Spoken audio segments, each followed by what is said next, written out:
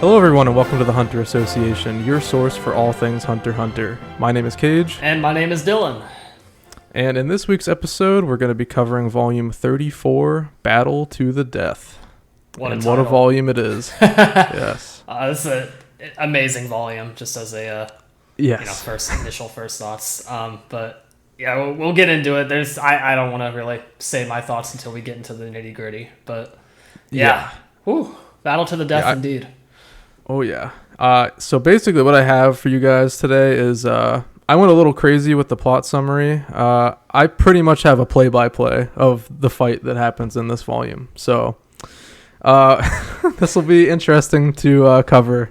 I hope I wrote it well enough. I guess we'll find out. I'm sure you did. We'll find out. So news this week, there is none.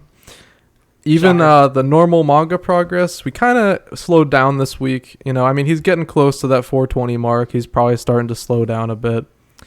All we got is we're up to page 14 now of chapter 417, which is the same one he was working on last week. So starts to make you think that 420 is kind of the goal to hit before another break, possibly. But who knows? Yep. It's Tagashi. Yeah, we will see. Yeah, that'll be a big day whenever we hit the end of 420 and seeing if he goes beyond that.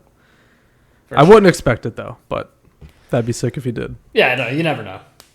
Yeah. All right. Anything else you want to add about anything before we get into the volume, Dylan?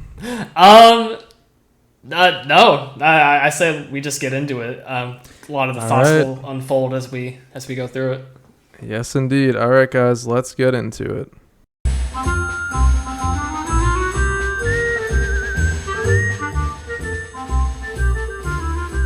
Okay, this is the volume recap for volume 34, Battle to the Death. So, we surprisingly start off at Heaven's Arena immediately. Pretty stark contrast from where we left off at the end of last volume, which was Kurapika accepting the bodyguard position with Prince Wobble. Yeah, and Tagashi has done this kind of stuff from what I remember the anime also. This isn't really a surprising thing that just a random cutaway like this happens. Another one instance I could think of immediately is in Chimera Ant, whenever they transitioned over to the Phantom Troupe doing their stuff just out of nowhere. So this isn't anything That's exactly new. what it reminds me of. And oddly enough, it also features the Phantom Troupe. So. Yeah. So, the announcer is saying that there are 2 floor masters about to fight. And, maybe you're thinking, all right, 2 new characters, getting ready for this arc. It's kind of hype. Then you flip the page, and we got Chrollo and Hisoka staring each other down. What a chapter opener. Like, that's insane that a page flip like that happens that early. It's just like, yep, straight to it. We're getting into it. Like, one of the most anticipated encounters of the entire series up until this point as well. Yeah. Insane. This must have been crazy to read week to week. I unfortunately wasn't caught up back then, but man, that would have been insane. I can only imagine. Yeah. So they both agree that this will be a battle to the death, and Hisoka is pretty damn pumped about that. That's to say the least. He's ecstatic about it. Very, very excited. Yeah. So this is exactly how it happens in the manga. We just get into it. It just happens. We are in this fight now, and we're in it for 6 chapters. So strap in, guys. It's crazy. It's a ride. So both immediately try to act. Chrollo makes the first move by using Shalnark's ability, which, by the way, small recap on Chrollo's Nen ability, which is called Skill Hunter. If you don't remember, it's a book that he conjures that can store other people's Nen abilities, and he can use whatever ability is on the page that it's open to. Yep.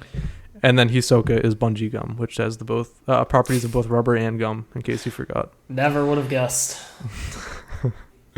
So Shalnark's ability that Chrollo's using here is called Black Voice, and also you should remember this, but if you don't, it's a little pin that goes into people's necks, and you can control them with a little phone. That's the gist of the ability. So he uses that first to take control of the referee and make him lunge at Hisoka. Hisoka notices that Chrollo has another pin ready to use in his hand and figures that he is planning on stabbing him with it and controlling him. So he kicks the referee out of the way with ease, But that was only a distraction. Chrollo starts stomping the shit out of Hisoka from the air. It's kind of wild. I love that panel, by the way. It's just like that hits your soul. Like you feel those kicks just from seeing the panel. And that's the beginning of noticing that Chrollo's using a lot of kicks in this fight. Yeah. That's intentional, as we'll get to later. So while being stomped, he is trying to deduce exactly how Black Voice works, as he is unsure if it can be used on 2 targets at once, which we also aren't really sure of that. Yeah. So he reveals that he attached bungee gum to the referee and uses it to pull him and knock Chrollo off of him. So he pulls the referee directly into Chrollo, and they kind of collide, and he falls over. Chrollo sends the referee right back at Hisoka, only for Hisoka to use his playing cards to slice open the referee's neck. But right when he does this, a blast of blood bursts out of the referee's stomach. So this alarms Hisoka, obviously, because he's not really sure if the blood can do something. So he uses bungee gum to pull himself up to the ceiling to avoid that blood splash, which he must have done that very fast. I mean, that was the impression, because even the paneling, it's like instantaneous pretty much. As the blood is about to hit him, he just pretty much teleports. He notices. I have to imagine he notices the blood like before it even starts spurting out. He sees like the cut kind of like start to open. Yeah, goes to show how perceptive Hisoka is from the beginning. Oh, and by the way, it's worth noting, Hisoka is our point of view character throughout this entire fight. Yeah, we don't get inside Chrollo's head at all. It's all Hisoka. When you really think about it, that's so like this is the first time you've really seen like anything from like Hisoka's perspective, really, or like him being kind of like the main character in anything. This is, I believe, the first time we get anything like this. Yeah, it's really interesting. It's just it's a good way of really showing off how smart he is in battle. Yeah, he's not just some perv clown, like, maniac that, the series very deservedly makes him out to be, but like, he there's a lot more to him than just that. Oh yeah, he's very good at what he does. Yeah. So Hisoka's on the ceiling. Chrollo then holds up both of his hands, displaying 2 symbols on the back of them, one depicting the sun and the other a moon. Hisoka thinks to himself now how he's using an ability without holding his book, which is very interesting. The book is not in his hand at all during this part. Chrollo explains, as he does a lot during this fight, that his right hand impresses the mark of the moon, his left hand the mark of the sun, and if the 2 touch, they cause an explosion.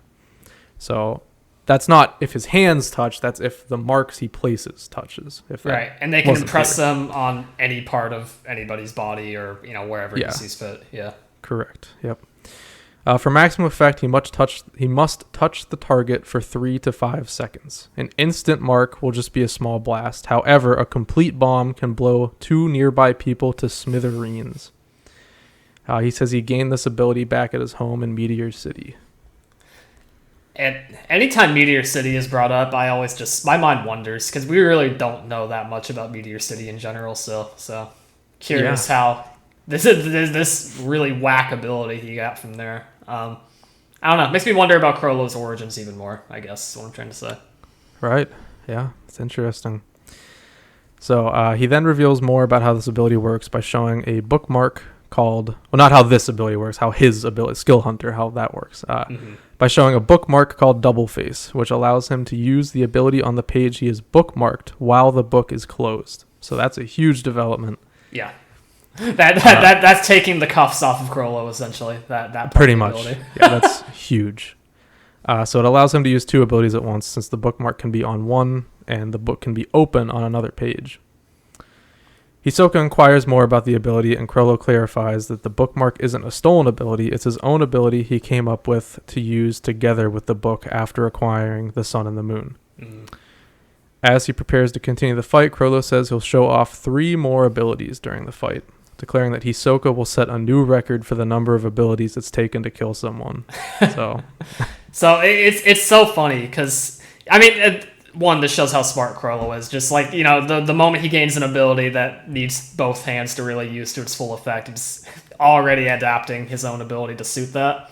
And then, going into the 3 more abilities, that shows how perceptive Chrollo is as well. As I'm going to need more than I usually do to actually take down Hisoka. Like, he sees him as a threat, even if he isn't really, coming off as if he thinks that way. Yeah, it doesn't... This whole fight, it really doesn't ever seem like Chrollo's worried. But he is definitely taking it seriously. Yeah, for sure. So, Chrollo reveals another new ability called Order Stamp. He explains that while Black Voice manipulates humans, this ability manipulates puppets. He further elaborates by saying that Black Voice can override a maximum of 2 people's autonomy. Order Stamp can manipulate many, but can't give complex commands. Chrollo then marks a page on his book and reveals another ability, Gallery Fake, which is Cortopi's ability, who is another member of the Phantom Troupe. If you forgot, that's the little freak. I really don't know how else to explain him. The little freak. I like that. Yeah, the one with like one eye that's shown at all times, right? Yeah, long hair, really short. Yeah. So Gallery Fake, with this, he makes a copy of the dead referee and uses Order Stamp on it. He explains that the former owner of Order Stamp didn't consider a corpse a puppet. So while a corpse can't be controlled with the ability, a copy of it can.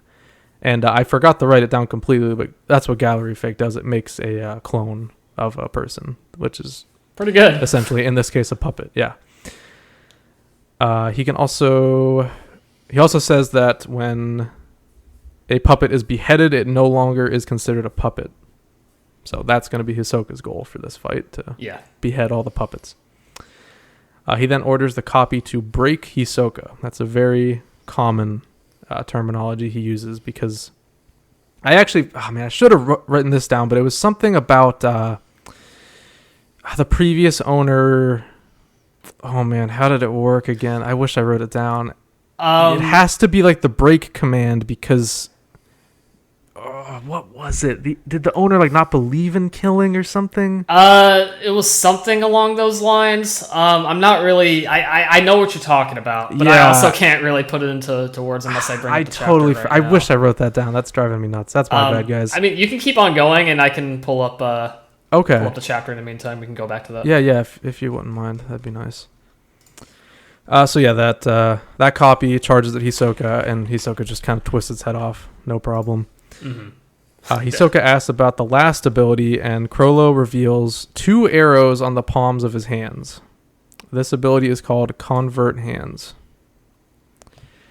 With this, if he touches a target with his right hand, it will take his form. With his left, he will take on the form of his target. So it's, probably going to be used for blending him with the crowd, we can assume. But he can also make other people look like him. It's a good ability to have. Touching the target with both hands will cause the 2 to switch forms in appearance only. So it's not like the consciousness will shift over, it's just they will look. Yeah, they're the opposite. Their physical forms swap. Yeah. He states that it is easy to spot the original, however, since the arrows will always be on his palms. Which is the beginning, if you're thinking, that might be why he's using kicks a lot. Not trying to see his hands. So, Hisoka asks if the lecture is over, but Chrollo wants to say one more thing. He says that the abilities in his book vanish once the original user dies. However, one of the abilities he just explained is one that stayed in the book even after the user's death. Hisoka realizes that this must be a type of nen that becomes stronger after death. And that's a big theme that comes into play later, but is this the first time it's even referenced at all that nen can kind of develop even after the user has passed? I believe this is a new concept. I'm not entirely sure though. Okay. Yeah, whenever I read that was a big sticking point to me that I was kind of thinking about as I was reading. Wow, that's pretty insane development, and it definitely comes into play later, to say the least. Yes, that's for sure. Were you able to find anything out about that? Yes, I did find it. So basically, the reason he uses the break command is because how the puppets accept commands kind of depends on the puppet, because whenever you copy a human to kill someone, essentially, as Chrollo puts it, it reflects the original personality. And so depending on the command you give it, they can interpret that differently because of their personality. So you use the command break, and like it just kind of works on everything because like it's like a blanket statement. Yes, just kind of works on everyone. Yeah. Okay. Yeah. Thank you for looking into that. I wish I wrote that down. Yeah. No worries. I got more thorough as I continued writing because at the beginning I was kind of like, but then as I went, I was like, maybe I should be a little more thorough. So you'll probably notice this gets more and more complex as I continue reading. So the original owner of Sun and Moon was Meteor City's elder, who had used the Sun and the Moon to turn one of the residents into a bomb to deliver a message after someone in the city was attacked by an outsider. Unlike Order Stamp's original user, the elder didn't see a difference between humans and puppets. Hisoka understands that this means that once the Sun and the Moon have been marked, they can't be removed. Chrollo confirms this, saying that the marks will remain until the bomb goes off. Pretty scary. Yeah. Even if the book is closed or put away. So yeah, there's nothing you can do once that mark is placed. It is there until it's used. Yes. Chrollo says that this is finally the end of his explanation, and Hisoka asks Hisoka if he wants to continue. Hisoka happily says, "Of course." And so we begin. It's so insane how like well all these abilities play together, even without seeing them in action yet. Just from how he's explaining everything, it kind of clues the reader into like how like this is gonna be like an insane battle like of wits essentially, because like there's gonna be so much to keep track of for Hisoka, and we get to that almost immediately. Pretty much instantly. There's also a cool little page where they're gearing up to fight, and Chrollo just says to himself, "Humans are so very interesting." Indeed, couldn't have said it any better. Yeah, especially Hisoka. Very interesting, man. So the fight resumes, and Chrollo marks a page with his bookmark and jumps into the stands. Hisoka chases after him while being mindful that getting too close could be dangerous, but staying away could also be playing right into his hands. He tries to test the waters by approaching Chrollo, but he sends a large man in front of him to block Hisoka's sight. He takes on this dude, but another one quickly follows behind, meaning he's using both of Black Voice's antennas right now. At least he thinks so. Mm-hmm. Hisoka believes he has figured out the strategy at play here. So I'm going to fully talk about all of his deductions because I think it's really interesting. Not all of these are right. Most of them are wrong, actually, which is really interesting. But Hisoka, that's just the cool part of being, like, him being the point of view character here, is that we're getting a live breakdown of somebody trying to figure out the insane strategy at play here. Yeah. And he's not right about it usually. He's really trying to figure this out. It's a game of cat and mouse kind of disguised as this like huge like epic fight. It's really interesting. Yeah. Like it's trying to follow the breadcrumbs to figure out what even is happening. Yeah, it's really cool. So Hisoka's first deduction here is that Chrollo is first using Black Voice, then he's bookmarking Black Voice and activating Convert Hands. He's transforming into someone else with his left hand, and then he moves the bookmark to Convert Hands, and he closes the book and lies in wait. That's what he's thinking right now. That might be the most simplified like pathway of explanations that'll be in these chapters, by the way. The next one's pretty simple too, but yeah. If you think that's like a complex series of actions, just wait. It'll get crazy. Yeah. Hisoka notices that both antennae are gone and guesses that Chrollo reeled them in with some sort of fishing line. This was a very funny line to me because why would you think that? That's Chrollo using fishing lines of all things. I don't know why he thought that. That was such a random line to me. He has no reason to think he has a fishing line here. Maybe that was just like the one thing that came to his mind, just like something to just like reel in the items. Yeah, just thinking like, how could he have brought those in? That's a fishing line. It was maybe because he saw Gon use one way back when. I don't know. Maybe huge compliment to Gon in that case. He thinks Chrollo would do the same thing. Yeah. Hisoka then looks towards the crowd to sees copies of several audience members, surmising that Gallery Fake must be activated now. And Convert Hands is deactivated. Oh wait, this is a whole sentence. So he thinks that Gallery Fake must be activated, Convert Hands is deactivated, and that Chrollo has taken another person's clothes to disguise himself. Okay. Right. So then a horde of audience members with stamps on their foreheads start stampeding towards Hisoka. I just want to point out how insane it is that like the fight starts and like everyone is just immediately in danger in that arena. So that's insane. Immediately, yeah. Because they like pretty much kill the referee right away. That's like the first play. Right. I feel that's so bad to be an audience member in that moment. Granted, I think later on they kind of make it a point to like everybody who's a spectator there are kind of like not good people to begin with. So like yeah, in a way, it's not really like like innocent losses per se, like during this fight, but it's still screwed up nonetheless. Like it is, yeah. So many people at risk here just for these two guys to fight. Yeah.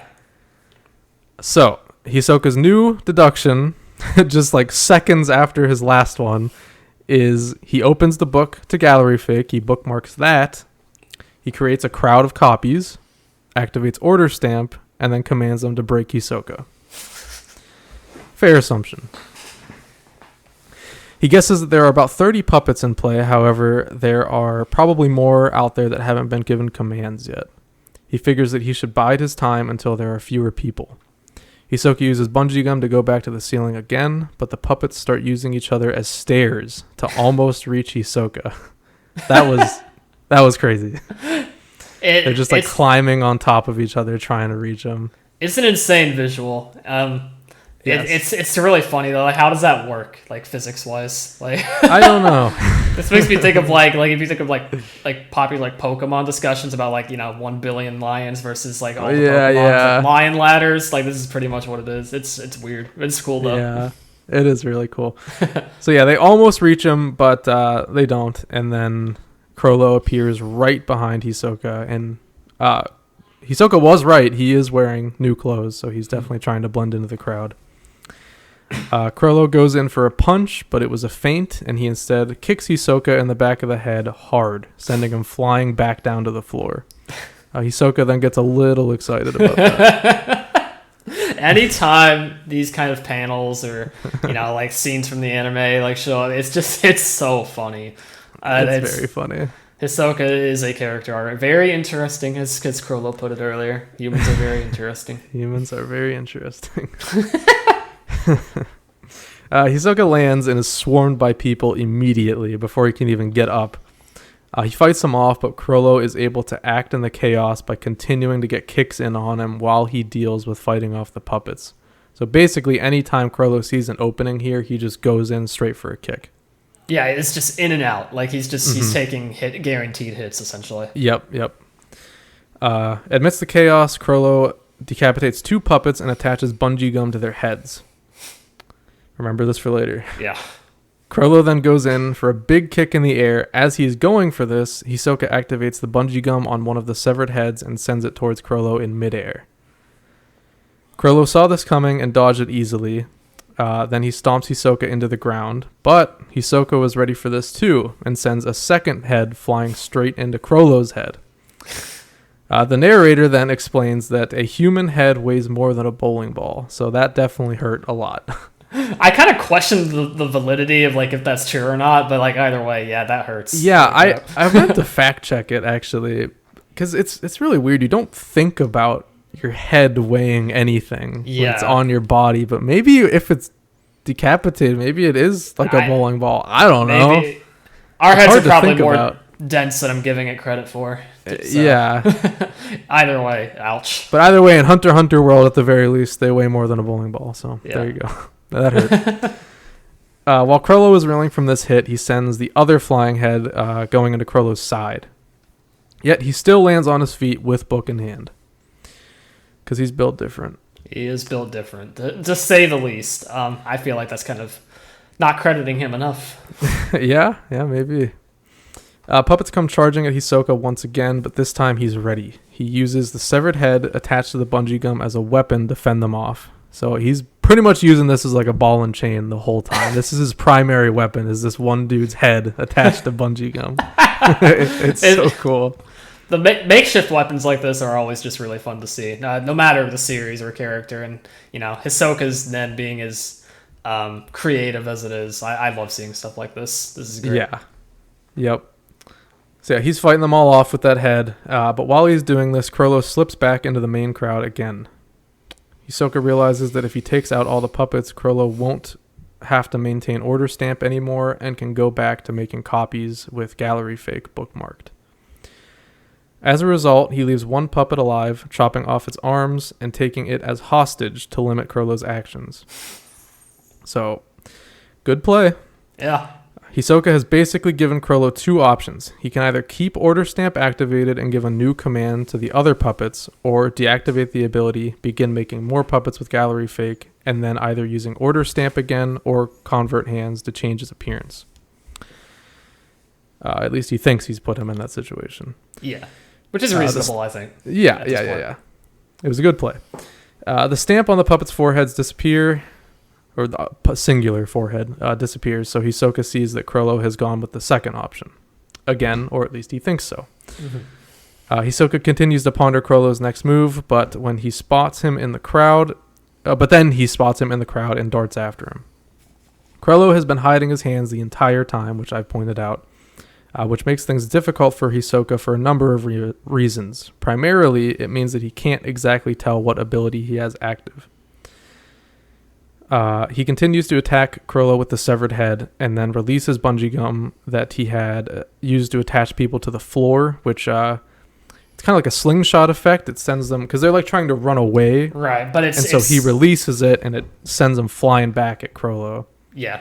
So like essentially they have full momentum while it's not activated, but as soon as bungee gum is activated, the resistance is like right there, so they get pulled back. Yep. So this sends people flying at Chrollo, and then he sends a severed head towards them as well, which forces them to dodge.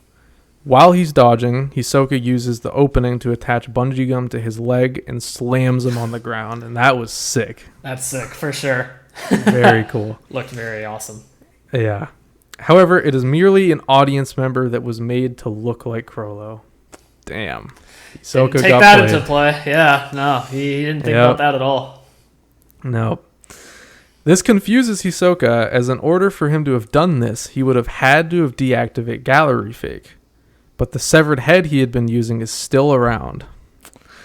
Interesting. Yeah. Which he assumes has to mean it wasn't deactivated. He then realizes that the key to all of this is sun and the moon. The sun and moon. He had been worried about being marked by the sun and the moon, and the mark being permanent until it explodes, but the real issue is that a puppet marked with this ability won't vanish. Right. So it was a little, it was a misdirect on Chrollo's part. Right, because it is, I guess remind me if this was the case or not, but is that because of the whole, like, the original order, like, owner of Sun and Moon didn't really, like, they didn't think that there was really a difference between like a human and a puppet, and like that kind of comes into play, is why the mark is still allows them to be real, I guess. I don't know. I had a hard time kind of reading into this, if I'm being completely honest. So it's just a new role. Like I don't. It's never exactly explained why that is the case with the sun and moon, but that is a good way to think about it. Yeah, like maybe it's just the fact that the owner didn't consider them human or something. I don't really know. It's just that's how the ability works. I don't think they ever give a detailed explanation as to why that is, unless I missed something. It might be because the mark still, like, since that doesn't disappear until it explodes, it kind of overrides the rules of the other abilities. that's kind of what came to my mind too. It's just overriding the other abilities' rules. Yeah, like it doesn't allow them to disappear because the mark hasn't been activated. Yeah, right, yeah. Okay, I guess that makes you wonder, like, if, you know, in that case, if it did disappear and the rules were still active, like, what would happen with the explosion? Would it just not happen ever again? It's weird to think about. Yeah. So I guess that's just how it works. Yeah, that makes the most sense to me, I think, now that I've kind of thought about it. Yeah. So Hisoka thinks back to Chrollo's explanation of his abilities and realizes that while he didn't exactly lie, he did mislead Hisoka into thinking that his abilities, that abilities which required two hands wouldn't be able to be used along with another ability. He then realizes that when another ability is bookmarked with the book held in his right hand, he can still use the sun and moon to make the mark of the sun with just his left hand. Chrollo had also said that once a copy vanishes, Hisoka could conclude that Gallery Fake had been deactivated, but he never said that Hisoka could conclude that Gallery Fake is still in use while copies remain. So it's insane to think about now with this revelation that that Chrollo can use essentially 3 abilities at once. Yeah, essentially. Ridiculous. Yeah. And now he works out a new theory, which is much more complex. Get ready, Spotify, Apple podcast only listeners, take notes. Yeah. So instead of his last theory, he says he thinks that Chrollo is activating Gallery Fake, bookmarking it, creating a crowd of copies, activating the sun and the moon, and then he impresses the mark of the sun on the copies. Then he deactivates what does he deactivate? Oh, he just deactivates. Wait, hold on. I'm actually not sure what he's trying to say here. Deactivate.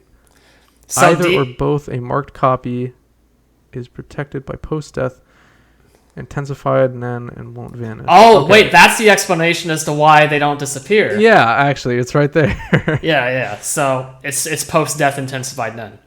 That's literally it. Yep. Okay. Yeah, I overlooked that. So yeah, deactivate that, activate order stamp, command them to break Hisoka. We might need to put these like pathings of like the strategies like on screen for the YouTube video just to make it make more sense. Yeah, I'll try to remember that. It is. This one is more confusing of a breakdown. Yeah, but I'm trying to make sense of it myself here. So okay, he activates Gallery Fake with the book, right? He bookmarked that so that it's still active. He creates a crowd of copies with Gallery Fake. While he doesn't have to use the book. He activates the sun and moon with the open page, and he impresses the mark with that ability active. Then he deactivates, so he essentially just closes the book. Because the bookmark is still on Gallery Fake, but the mark is still active even when he's not using the ability. Okay. Yeah. And then he goes to the wording of deactivate that was throwing me off. Yeah, deactivate essentially just means he goes to a new page. Because the ability will still be active even if he's... Yeah. That just completely threw me for a loop. I'm not... okay. Got it now. Anyways, so he figures now that with the sun and the moon as an additional step, that the number of puppets must be less than what he thought before. He guesses that there should be about 20 to 30 left by now. However, if he takes too long to find Chrollo, this will only lead to more puppets being made. So the hunt begins, and he realizes that they are both strapped for time right now, as Chrollo doesn't have much time until paramedics and security arrive to take the remaining puppets, who will be mistaken for injured and carried out. So Hisoka knows that Chrollo's next move will be a big one, where he'll likely try to make explosive puppets to close in on him at maximum power, which obviously would be really bad. That's basically like a nuke at that point. Yeah. A bunch of audience members begin to run and scream. These are real audience members, not the puppets at this point. I would run and scream too at this point. Yeah. Hisoka guesses that Chrollo has given certain puppets commands to confuse the crowd and create even further chaos. Maybe that's the case, maybe it's not. We actually never really learned, but that would make sense if he is doing that. Mm-hmm. The announcer is trying to calm everyone down when someone takes her headset and issues the command, break Hisoka over the PR system. Oh man, what a play that was. What a moment. That was awesome. That was so cool. I like how this also happened so fast that like even the announcer like doesn't even realize what happened. Yeah. Yep. When he does this, it effectively is communicating the command to every single puppet. It's because it's over the PR system. Everyone can hear that. Yep. So according to the announcer, it's kind of hard to tell just from the art, but the announcer does say that hundreds of puppets are charging at Hisoka at this point. So I'll believe her. Yeah. And with nothing but a severed head in hand, he fights them off with a wicked smile on his face. I love that panel, dude. He's living in this moment. Yes. On our document, I put literally every page of this part because it is so sick. He just goes on a rampage. Yeah. So he uses during this whole he's going to town on all these guys, and during this he uses bungee gum on all 5 of his fingers to grab 5 people, and he swings them around like a ball and chain. He basically, like, all 5 fingers are attached to 5 people. He groups them up in like a big ball of flesh, and he's just like whipping it around. And he calls this the human hammer. Oh my god, dude. Sick. I love this. I love this so much. It's just chaos. Yeah, it's amazing. Those poor people, this is like though. the moment that I would just love to see this animated. It's so amazing. I mean, yeah, even the prior parts would look really sick animated. Oh, but, like, yeah. It's stuff like this that, like, yeah, they would pop off so hard animating this, I know. Yeah. Man. One of the biggest what ifs right now that comes to mind. Yeah, I know. Yeah. So while Hisoka is dealing with this, we see Chrollo somewhere in the crowd giving someone a command with black voice to squat in a specific location. Then, and this is a play that made me go, holy shit, because what a genius move. It's so crazy. So Hisoka snaps that head that he's been swinging around back to his hand. Chrollo says, now. And then the head explodes and blows off all of his fingers except his thumb. What a play. So, yeah, and I'll explain what happened here in a second because, oh man, so cool. So, shortly after this, another explosion in the crowd goes off. Hisoka then realizes that what just exploded was the body of the head he had been using. So Chrollo had been keeping track of the body the entire time. Additionally, Hisoka realizes that when he severed the head earlier, Chrollo was just pretending to be reeling from the hit he had taken. In actuality, he was just buying time to turn the main body into a maximum power bomb. So smart. I know. What a play, dude. The entire so time cool. He was keeping track of that one specific body and head. Yep. Man. Ridiculous. So this whole time, Hisoka has been using this weapon that was a bomb. It was just waiting to explode.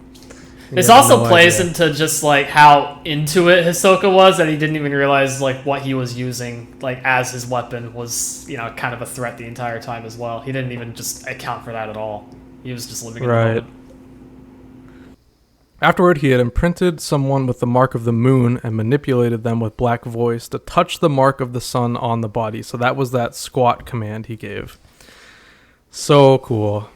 I love that so much. Yeah, that resulted in the explosion of both the body and its severed head. And yeah, that's just one of those moments where like it's so rewarding to like follow what is happening in this fight, and then you get to that moment and everything just clicks. Yeah, it's like wow. Yeah, it's so it feels very rewarding to kind of just like understand in the moment. Yeah, that's what's happening. You understand that that's smart, and that also just makes Chrollo look awesome for just being able to fluidly use all of these abilities in such a quick time, and like being able to utilize them to their full effect in the smartest of ways. It's so cool. It's so satisfying to see pay off. Yeah, it's amazing. So he then points out how the gum he had kept on the ceiling is gone now, and admits that it's looking pretty bad, which that takes a lot for Hisoka to admit that. I didn't even know that the gum could like expire. Like I didn't either. Yeah, it makes sense though. Yeah. Don't count Hisoka out yet though. He immediately severs another head to use as a weapon because he just can't get enough of that. Strategy, I guess. Human heads all the time. Yep.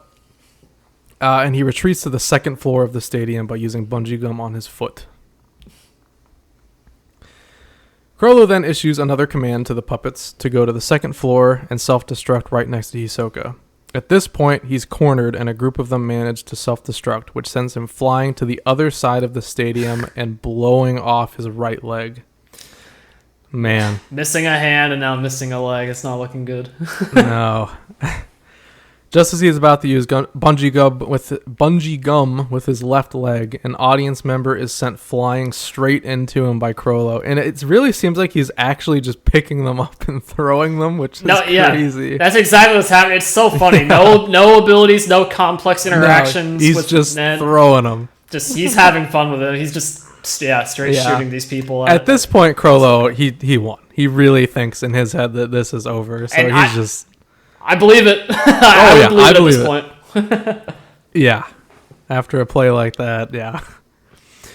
He continues to throw people at Hisoka to restrict his movements, eventually causing him to fall back to the floor. Hisoka wonders if he's going to die.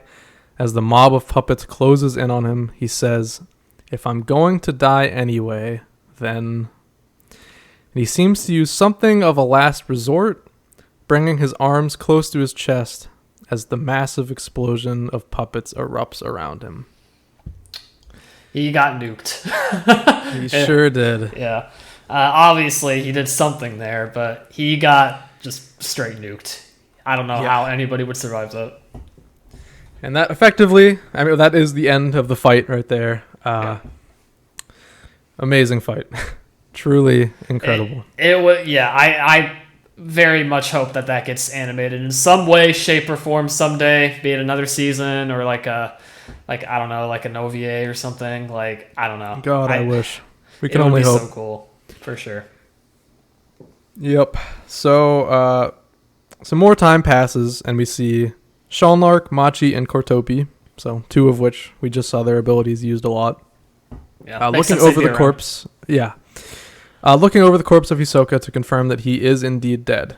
After they confirm this, Kortopi and Shalnark leave, but Machi stays behind to stitch Hisoka's wounds and cleans his face, since she was paid in advance to heal him after the battle. How considerate of her. Yeah. Kortopi says to Shalnark that she didn't even accept the money since it was Chrollo he was fighting. Shalnark just responds by saying that she is a nice person at heart after all. Aww. I guess so. Yeah, I guess so. Probably the nicest member of the Phantom Troupe, if we're being real here. I would say so. She thanks Hisoka's lifeless body for helping to exorcise Chrollo. I guess that's all he was worth. Yeah. Just then, aura begins emanating from the corpse, and just as Hisoka himself thought of earlier, she begins to think of Nen that gets stronger after death. It appears as though Hisoka is reaching through his chest and pumping his own heart as he begins to breathe again. Insane. We then flash back to the end of the fight, which was just a few moments ago, when he was saying that he might as well try something if he's going to die. He addresses his ability by name, asking it to return to life after he dies. He beseeches it to pump his heart and lungs and to move all across his body to revive him. The bomb goes off, and we cut back to the present where Hisoka's eyes fly open and he jumps up to his feet. With a surprised look on his face, he sees Machi kneeling beside him and says hi. Simply, "Hi, Machi." Yeah, hey, Machi. How you doing? And asks her if he was really dead. She says yeah, and he begins to chuckle, admitting that he bit off a bit more than he could chew by fighting Chrollo. That's the first time he's ever admitted, like, yeah, I screwed up. Like, Hisoka never thinks that he's, like, inferior to anybody. That's really interesting to see him, like, yep, I was weaker. Yeah, it is very interesting. So, Machi offers to stitch his wounds, but he declines and instead uses Texture Surprise, which, if you don't remember, that's an ability he hasn't used in a while, but it's basically like artificial flesh. That's what I last remember. Did he last use it with Illumi? Like, was it like Illumi using that to kind of disguise himself? I remember at the very beginning of the series, he did that. Well, right? No, then he also, remember, he uses it to fake join the spiders. Remember, he puts it on his back, so they tattoo the bungee gum, but not his actual back. Yeah. So, very few times he's actually used that for anything, but it is still a thing. Yep. So he uses that to recreate all of his missing flesh and effectively healing all of his wounds. Machi decides to leave, but Hisoka grabs her from behind and traps her in place using bungee gum. He tells her to tell all of the other spiders that from now on he'll fight any of them on sight until he's killed them all. And Machi gets pretty pissed. I've never seen her like that just before. Just a little. Yeah, I don't think I've ever seen her angry like that in general. Period. Yeah, she is angry. But this leads me to think about like what are Hisoka's motivations now at this point to like want to kill the entire Phantom Troupe? Like, is he just that upset that he lost to Chrollo, or is he like, I don't know. It's interesting to think Perhaps. about. Maybe we'll break it down more later. So we then cut to a very good scene here. Oh man, this is another one. I hope it gets animated someday. This is crazy. What a play. So we then cut to Chrollo, who's on the phone with Sean Arc, who, by the way, I remembered before I even started reading this, I didn't mention this, but Chrollo has Sean Arc's phone right now, like the thing he uses to use his ability. Yeah. So Sean Arc doesn't have access to Nen right now, effectively. Worth noting for a little bit in the future. Yeah. They're talking on the phone about how the Dark Continent expedition is coming up, and they're taking civilian passengers on this cruise. They figured that the Kakin royal family will have some substantial treasure on board, and decide it would be worth their time to get on the Black Whale to steal the treasure. What a simple motivation. Just steal the treasure, steal the gold. Yeah, that's all they want here. They hang up the phone, and Shalnark realizes that Troupe is taking a while in the bathroom. He looks over to the bathroom, only to see Hisoka emerge from it holding a severed head. And then Hisoka tosses the head right at Shalnark, and he's just sitting there holding Troupe's severed head in his hands. Hisoka then dashes like insane speed. Like, you literally, the panel of this, you can't even tell what's happening. He just zooms and bam. It's just like streaks of like black ink. Like, you can't even tell it's like a human like moving towards him. Yeah. That knocks him to the ground hard. And then we cut forward in time to see Shalnark's corpse tied to a swing with Troupe's head on the ground, and crows are feeding on both of them. 2 down, 10 to go, Hisoka says. Kind of hums as well as, a little music note, yeah. Oh my gosh, what a visual. Like, it wasn't, there was no need to show any action. You know it was a massacre. Like, there was no fighting back. No. And again, a lot of it's because Shalnark couldn't even fight back to begin with. He didn't have his whole ability. Yeah. Either way, it makes sense because like those two are kind of like the weakest in terms of like combat, like Phantom Troupe members. Yeah, I would say so for sure. Like, they're more utility based. They're pure utility. Yeah, I mean that's why Chrollo even had those abilities on hand to begin with for the Hisoka fight. They're very useful. And it's also really funny to me that these are the two he kills first, because he was probably just like, I'd never want to deal with these abilities again. Yeah. Forget this. You know what? When you think of it from that perspective, I can't really blame him too much. He got his he got his ass handed to him by those abilities. He just circled around him. Makes sense, I guess. But yeah, it's insane. You're really curious to see where this goes. And it puts the Phantom Troupe in a really unique spot now, in that there are two people who really want to wipe their entire existence off the planet now. Exactly. And they're both on this boat, probably. Probably. So have fun, Phantom Troupe. You're gonna have a great time. So that we're leaving off that plot line for now, unfortunately. We'll pick back up later at some point, not this volume, obviously, but that's the setup to a whole new subplot that will be going on board this ship. So now we're cutting back to the Kakin gang, our boys. Not the Dark Continent exposition arc, by the way. Yeah, yeah, exactly. New arc. So back to the Kakin gang, as I just said. It is a day before the voyage starts, and thousands of people have gathered outside the Black Whale. A man is hyping up the crowd for the journey ahead. He brings out the king, who continues to work the crowd, and of course acts like he's the greatest dude around, because that's the whole point of this trip. He just wants to be a hero. Yep. Beyond and all the princes come on stage. So I guess they let Beyond out of his cell for a minute for this. For the ceremony, I guess. Yeah. Makes sense. Yeah. And about half of them think to themselves about how they will win this succession contest and become king. It's worth noting that they're not all thinking that. No, it's really just the upper half that's thinking that. Yeah, like the high-ranking ones. The lower half just looks either indifferent or like scared out of their minds. Yeah, yeah. The royal family is now aboard the ship and partaking in a banquet. While this is a name, I wrote this down. We don't learn it here, but I do know this guy's name, so I just decided it's not like a spoiler to learn his name. His name is Balsamalico. Sure. Balsam. I'll just call him Balls. Oh man, I should have looked. Yeah, call him Balls. All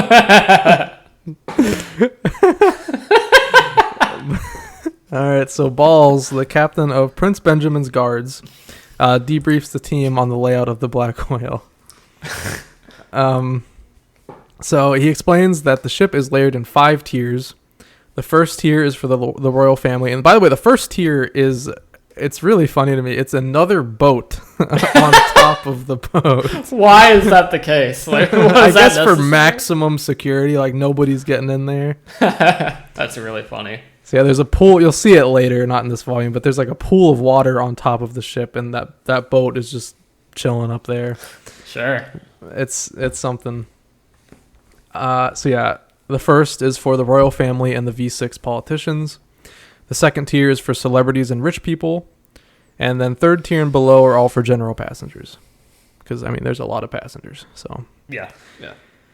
The ship is under martial law and will be heavily guarded by the royal family, making travel between tiers a challenge, if not impossible. He continues to explain that only the first 2 tiers are to be used as hunting grounds. It's interesting wording there. Yeah. He tells the soldiers to use restraint, as for now they are guards, not soldiers. For now, he says. For now, yeah. Until they disembark in 2 months. He says that they will carry out Operation Assault if Benjamin gives the order, but the circumstances must be exceptional. So even the guards on the ship are under the thumb of the first prince. That's interesting. Well, these are his guards. This is his personalized guard team. Like, this is what Kurapika is to Wobble. Like, this is his whole team. So they directly serve him. I thought this was like referring to like the royal army specifically. No, he just has a very big guard team. Might as well be an army. Yeah, it's huge. He definitely has the biggest group of guards out of all the princes. Okay, that makes sense. Yeah. He finished by saying that the princes' living quarters are all strictly separated, and since they will be in their quarters all day long, contact between guard teams will be limited. All of the princes will attend dinner parties with their guard teams every Sunday, but they will enter and leave at prescribed times, and no prince will pass another in transit. He says that there may never be an opportunity for cross-communication for the entire trip. Yeah, we'll see about that. Yeah, we'll see about that. Cutting to Kurapika, he is telling Oito that he will find a way to avoid the succession war altogether. So he's being very optimistic here. Oito is worried about assassination attempts, and Kurapika begins to wonder about the other princes' guard teams and whether or not they have access to Nen. He continues to run through the details, as Kurapika does. This is another one of those moments where this is like 2 pages of Kurapika just talking to himself that I just boiled down to he is thinking. That's what Kurapika does. He likes the yap, that's for sure. Detective Kurapika on the case. It's really funny. And I don't mean to discredit him no. That, because like it's interesting stuff, genuinely. But yeah, he likes to talk. Yeah, it's not worth writing down when I'm talking about an entire volume. Yeah. If we were just talking about chapter by chapter, I'd definitely go over his whole theory here, but I'm not gonna write all that down for this. This is already a 20-page summary. Yeah, for sure. So he eventually wonders to himself if this mission to make contact with Serednich is making him hypersensitive. Yeah, I mean, I can see it. Yeah, it's showing a little bit. I think so. Yeah, this early on too. I can't even imagine when the going gets tough later on, which I'm assuming will be the case. Like that's going to affect him immensely. Yeah. Mizai, our boy, calls and informs Kurapika that crime is out of control on tiers 3 and 4. And that the originally planned Zodiac meeting before departure is likely canceled due to Cheadle having to deal with the ship's doctor shortage. 2 months out from departure, by the way, and there's already like mass crime being committed on the ship. Mm-hmm. That's so funny. Yeah. I didn't even really think about that, man. What a mess. We're not even off the shoreline yet. Like 2 months out from being off the shoreline. Yeah, I mean they loaded like practically like we said in the last episode, this is like a small nation in this ship. Like you would expect some insane shit to start happening when you have that many people in this small. Well, it's a big space, but in the grand scheme of things, it's small. Yeah, I mean, like, there's a huge opportunities at play here too, so it makes sense. But like, did nobody see this coming? Like, I don't think there was much forethought here. Honestly, this is very selfish on the king's part, which we know. Well, yeah, that tracks for sure. Mizai continues and says that this may be the last time they are able to talk before they leave, telling him to be careful. I love that these two just kind of became fast friends. Like, they're just total bros now. It's really nice. They connected, on a personal level. They did, yeah. They're both detectives. Kurapika hangs up and thinks that they may be able to use the chaos in the lower tiers to their advantage. He checks with Oito about confirming an evacuation route, telling her that a fire or riot could allow for the gate between tiers 2 and 3 to be opened and possibly give them a chance to sneak past the guards and blend in with general passengers. So he's thinking this through. Oito seems shaken by this, and Kurapika... Wait, shaken by what? Shaken by the possibility of, like, being able to... Right. Yeah, okay. Kurapika asks if she's all right. She says that she had prepared herself to die on this ship, and now that she realizes there may be hope, she stops herself mid-sentence there, and Kurapika tells her to rest. So she was ready to die here. Like, she really didn't have any hope until that moment right there. Yeah, when Kurapika basically told straight to her face that, like, there are possibilities for escape and, to live in general. Mm-hmm. And then, interestingly, suddenly, Kurapika senses an aura emanating from Prince Woble's crib. But when he turns around, nothing seems out of the ordinary. Spooked him. Yeah. The Black Whale finally sets sail. An announcer explains to the passengers that in 3 weeks, they will exit humanity's normal navigational and fishing waters. Then for 5 weeks, they will be in rough seas where they will be in danger of flying creatures, as they say. So they will have to close the dome of the ship, which really only affects tier 1, but I guess that's who they're talking to here, so that makes sense. Yeah. Elsewhere, a team of hunters and Zodiacs discuss the reality of the voyage. The Kakin royal family and civilians will be going to the new continent, which, as discussed last volume, is essentially a mock dark continent that everybody, all the civilians and unimportant people are going to be dropped off at. Mm-hmm. Everyone else will head to the real Dark Continent, transferring over to Morel's ship and making their way to the gate to meet the gatekeeper. So that's a very exciting prospect. I hope we get to see that one day. Here's hoping. I want to see Morel again too. That's another good part about that. It'd be very cool. In addition, a staging base has been set up on a small island nearby where Nov, if you remember from the Chimera Ant arc, is the guy that ran away. Lost all of his hair. Yep. He will manage supplies and personnel. Transportation from the Dark Continent back to the staging base will be handled by a hunter named Tokarine, I guess.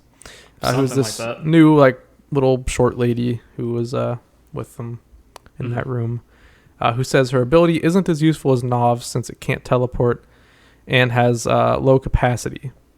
So I guess she has some kind of transportation ability. We don't really know what yet. Something, yeah. Not as versatile as Nov's, it seems like, but... Yeah, but still worthwhile, yeah. We then briefly see Beyond in his holding cell and see that Kanzai, Sacho, and Sayu, who is the traitor, interestingly, are keeping an eye on him.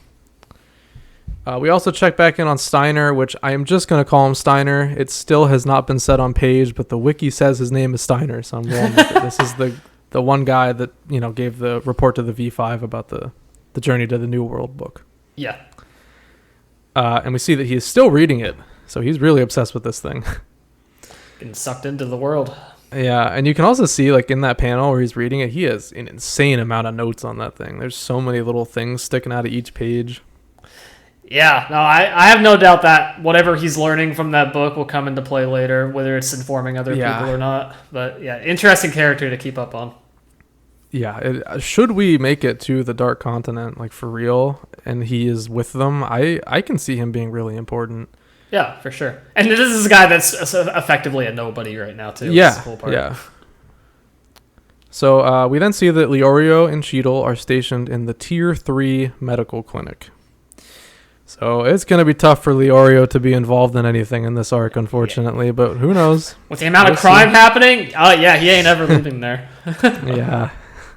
And I briefly mentioned it before, but there is a doctor shortage on the boat. I think I can't remember the exact amount, but they have like less doctors than there are even like doctors' offices on the ship. Yes, that goes for tiers 3 through 5, I believe, and then even on the 5th tier, like the bottommost one, there isn't even like an actual doctor. That's there. Right. Yeah. It's all like civilian volunteers, essentially. Yeah, pretty bad.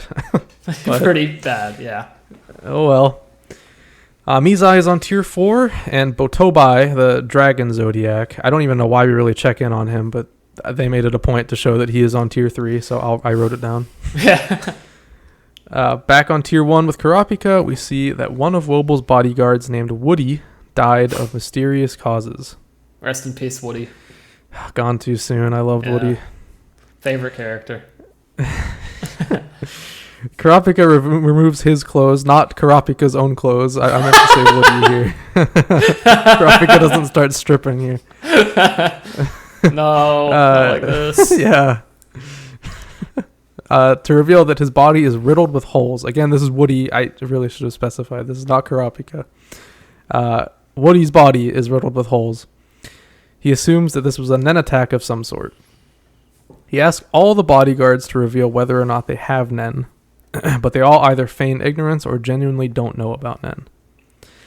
Kurapika then questions 3 hunters on the team as to why they wouldn't come forward about having Nen given the situation they are in.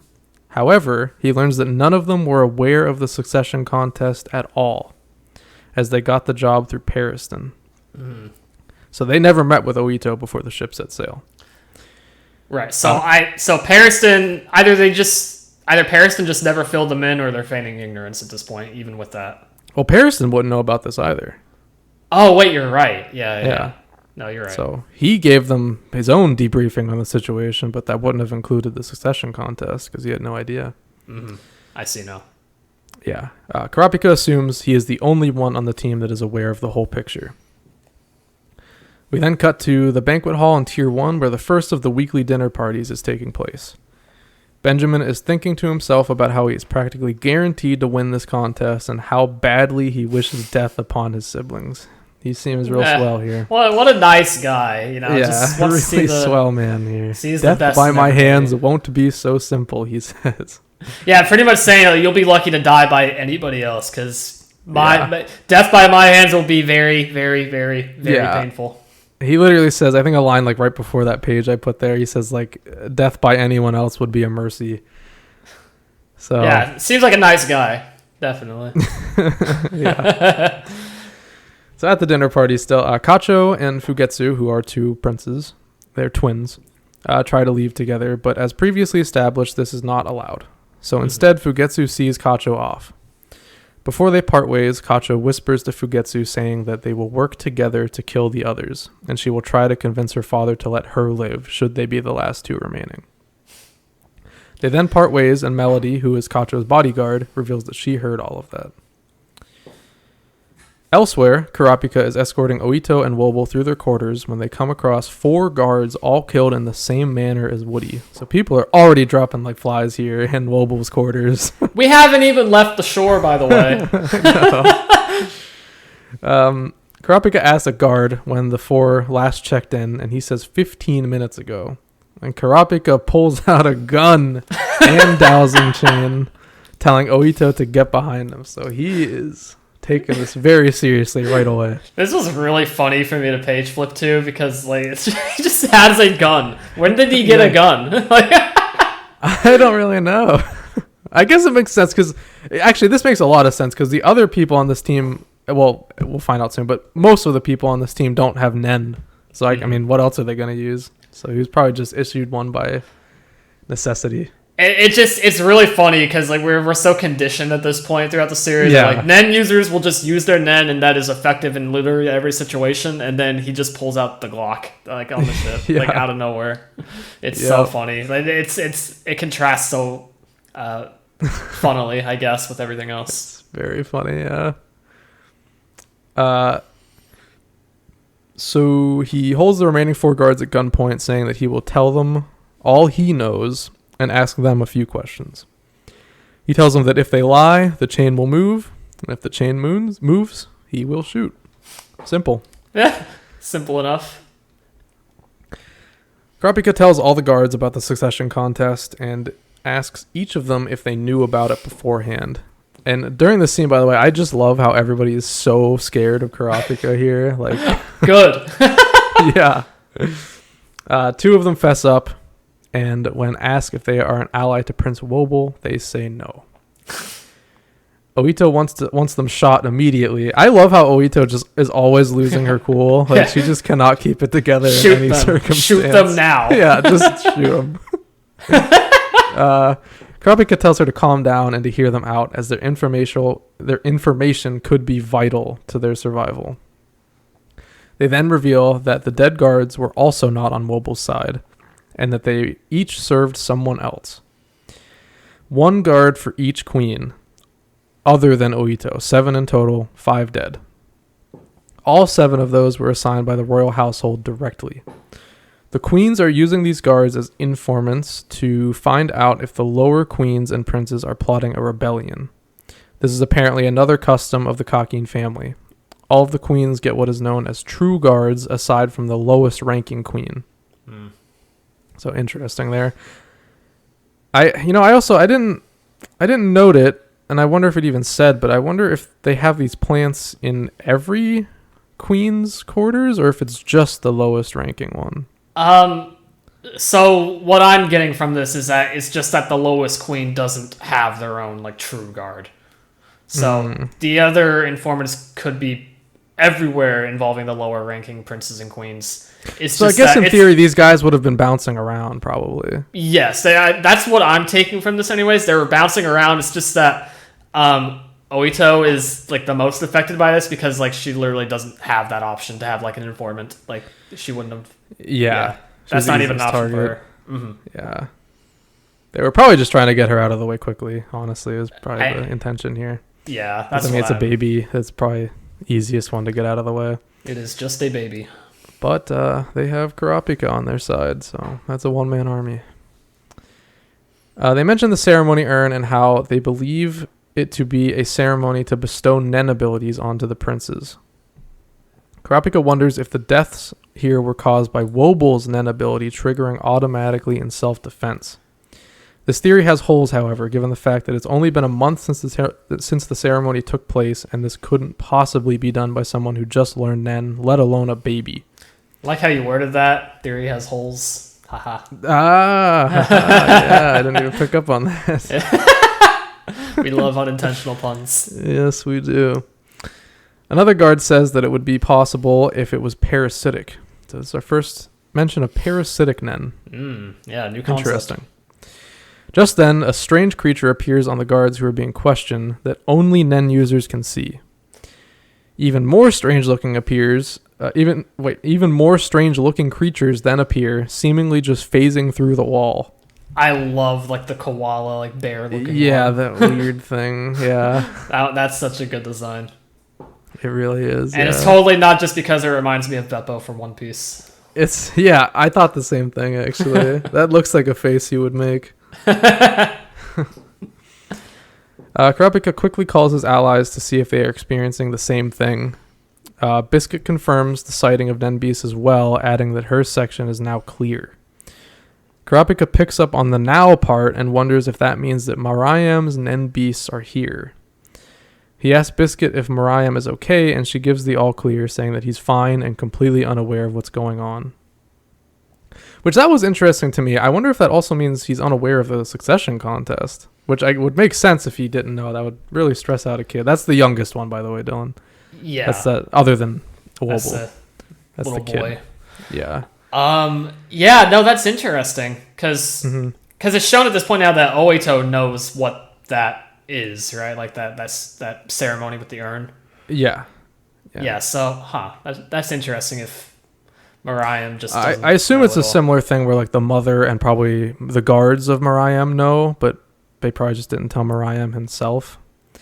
Maybe, yeah. I guess I don't remember specifically the dialogue from this chapter, but maybe it's also the case where they are aware that it's a ceremony involving Nen, but they don't really know the specifics about how that's conjured, I guess, or comes up even, developed. So I don't know. It's interesting. Yeah. Very few people seem fully aware of like what's actually happening with that urn. Yeah. Kurapika realizes that the princes don't know about the abilities from the ceremony. Oh, that's what it is. Okay, yeah. Yeah. He can't believe that they are supposed to kill one another when they're not truly aware of what's going on. So they don't know that Nen beasts are involved with the ceremony. Yeah. But the thing I was questioning is if Mariam knows about the succession contest, period. Oh, the succession contest. Yeah. Oh, that's a good question. Yeah. I don't know. Maybe he is aware and just doesn't. I mean, just happens to be one of those, like, because of the lower ranks, that they don't really care about it as much as like the upper ranks do. Yeah. I don't know. Interesting. Yeah, it is interesting. He wonders why they can't see the Nen beasts if they gain Nen. Biscuit confirms that the guards, servants, and prince can't see them. She also claims that the Nen is parasitic once again. Kurapika asked the guard that claimed the same thing before, named Bill, that the guy that said that was parasitic before, his name's Bill. This is a relatively important character going forward. Kurapika asked him for more information on parasitic Nen, asking if it's similar to a curse. Bill says yes, as it uses the host's aura to fuel the ability, and many are conjuration-based. The host is left totally unaware and cannot control them. They are capable of both protecting and harming the host. Kurapika tells Bill that the situation is worse than either of them had thought, and tells him that he can leave if he wants. But Bill is sticking with the mission. So the key thing here that like is the only effect of them kind of like feeding off of one's aura is that they feel like very like fatigued afterwards. Right. Yeah. I forgot to mention that part, but yeah, they get drained when this ability is used. Yeah. So when it says like it uses the host's aura to feel the ability, is that specifically talking about their like Nen aura, I guess, or is it just like? Yeah, because they do have Nen, they just aren't aware that they have it. Right. Okay. Yeah, because it's a different type of. It's that parasitic Nen.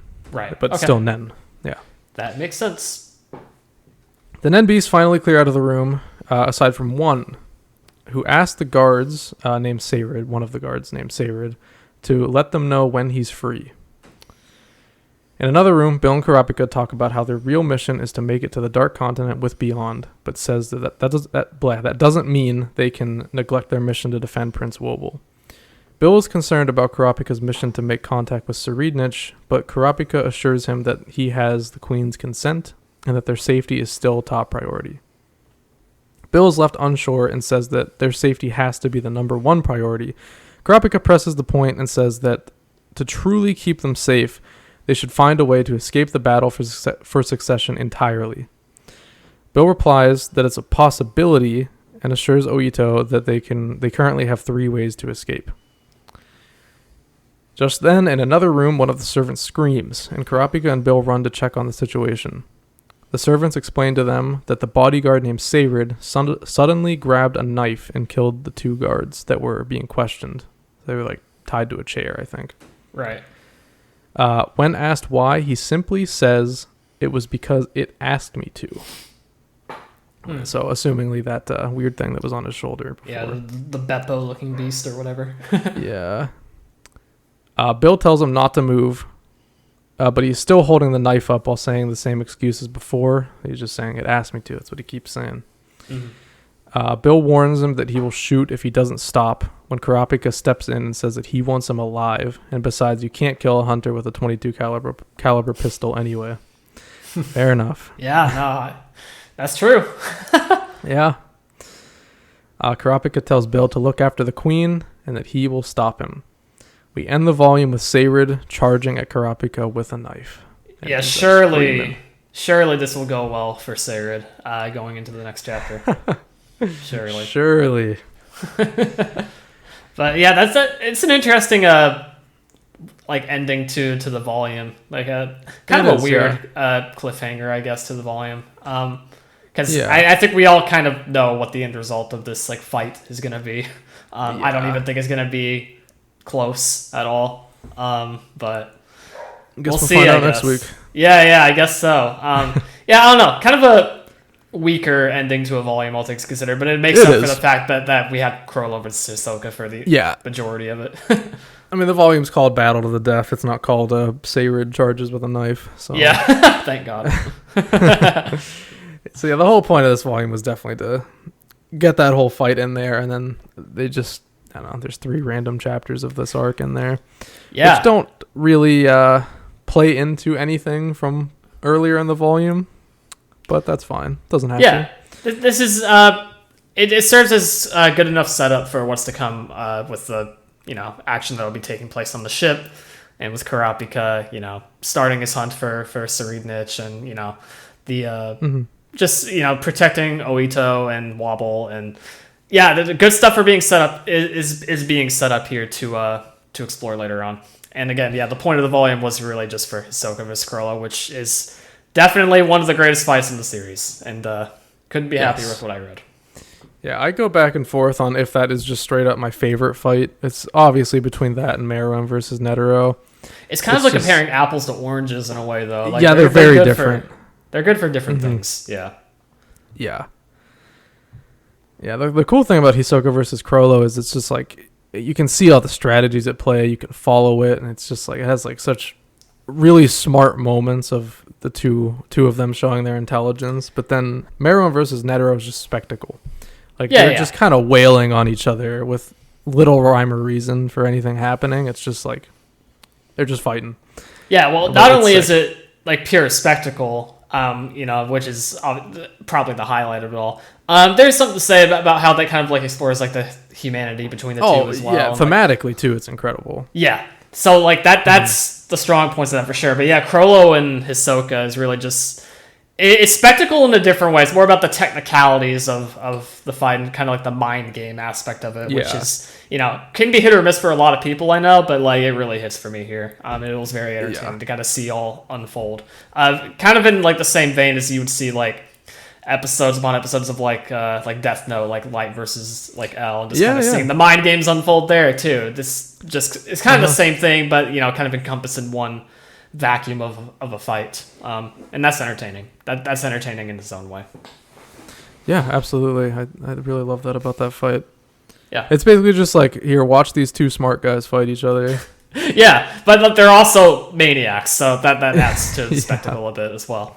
Very good. I enjoyed reading this entire volume, I'd say. Yeah, really good volume. I definitely loved it a lot. Even the part that wasn't Hisoka versus Chrollo was very interesting. It's really good setup for what's to come. Mm-hmm. Yeah, and obviously 2 major deaths in this volume too. We got 2 Phantom Troupe members down for the count.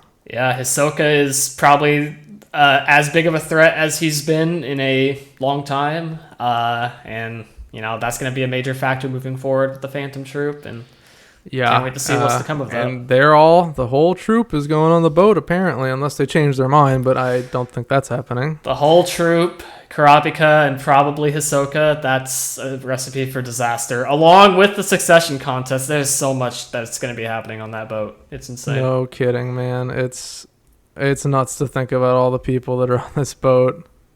Named characters too. It's wild. Yeah. Even beyond the troop, there's all the bodyguards that Kurapika brought in, including Biscuit, Melody. All the Zodiacs are on here. Yeah, we have Hanzo, which we haven't seen much of him in a long time, but we know he's capable. He kind of broke a lot of bones in Gon's body at the beginning of the series. So, he sure did, yeah. Can't wait to see all of that unfold. Yes, it's going to be very exciting. So before we round off the show, I said last week that if we got any comments, I would read them on the show, and I'll keep my promise here. We did get 1 comment. Thank you so much. That does actually mean a lot that we got even 1 comment. So this came from Rex George Rodriguez on YouTube. Well, I'm assuming I'll call him Rex. So he says that Togashi keeps a little bit of grammar error. Togashi keeps updating on his Twitter, and this year he will be releasing chapters. I hope that is a good sign for his health. Couldn't agree more. I'm glad you brought that up, honestly, because yeah, that's it's very nice to see him working as hard as he is, even though he's been struggling with health a lot these last few years. It's it's great to see, because it could definitely mean that he is doing a lot better health wise. He'll never outright say it, but I hope that is the case, and he's not just pushing through his own illness. He's too prideful and that's both a good and a bad thing about Togashi. But yeah, at the end of the day, I hope he is in good health, and the better health he is in, the more chapters we could get in the future. And we're excited about the chapters that are potentially coming this year for sure. But first and foremost, I do hope he is in good health. Yeah, that comes first always. Absolutely.